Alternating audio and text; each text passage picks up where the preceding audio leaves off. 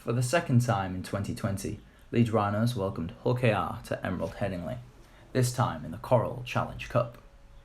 The Rhinos' home win over the Rovers earlier in the year had kick-started their Super League campaign after a slow start, and the Leeds faithful were hoping that a win over the Red and White would be the first stepping stone on their road to Wembley.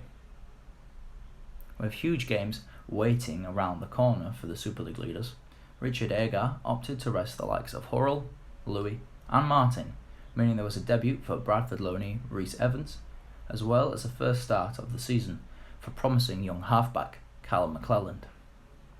This gave the Rovers supporters reason to believe they could exact an upset and topple the side who defeated them 52-10 back in February, and take some revenge for the Challenge Cup final defeat to the Rhinos in 2015.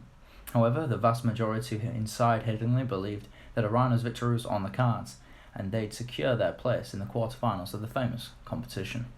The first half was a tight and close affair, with neither side controlling the contest, with the young Rhinos' inexperience showing. The Rovers' first chance was denied by a last-ditch tackle from McClelland, before the Rhinos created their first chance moments later with a break from Evans. But it came to nothing as Hull KR reclaimed the ball.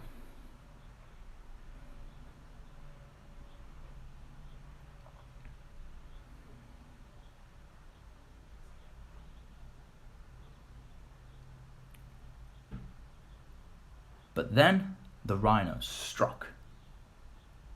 With 5 minutes till half-time, a neat passing play down the right flank opened up Hull KR, and a bursting run from Dwyer was followed by a smart short pass from McClelland that put Pryor in for his first try in a Rhinos shirt. Gale notched the conversion, giving Leeds a 6-0 lead. It was nearly wiped out when the Rovers went close in the final play of the half, but great cover defence from Ash Handley meant the Rhinos took a 6-point lead into half-time. It was a lead that the Rhinos would add to soon after the break, with a sublime break from Dwyer, well supported by Gale, who then headed for the sticks. And with the Rovers exhausted by Gale's superb kicking game, the Rhinos soon made it 3 tries on the bounce, the next 2 of which were almost identical from Callum McClelland, as the young half struck a brace. The first came from a stray pass on the halfway line, which opened up enough space for the young half to streak through and score.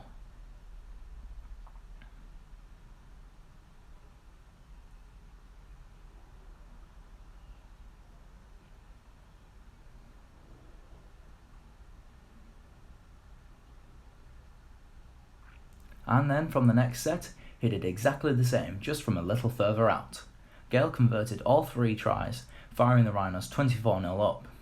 It wasn't long after this that McClelland completed his hat-trick, jinking through the Rovers' defence before speeding to the try line. Gale would convert the try with his most difficult attempt, before being given a well-deserved rest for the last 20 minutes, but that did not stop the tide of tries. The Rhinos next came from a man who must haunt Rovers fans' dreams. Tom Briscoe, the man who scored a record 5 tries against the Rovers in the 2015 Cup final, finished off a delightful passing play in the corner. Then, not to be left behind by his big brother, Luke Briscoe scored the game's best try, and one of the best of the season so far. After a series of passes opened up space for the winger, he chipped over the last man to score. Both conversion attempts were missed by Cameron Smith, so the Rhinos led 38-0. He would convert the Rhinos' last try, which was under the posts, after a sublime scrum move set Luke Briscoe away for a long-range second. The last word, even if it was more of a murmur than a shout, went to Hull KR, and scored for a speedy intercept from Kenny Dowell.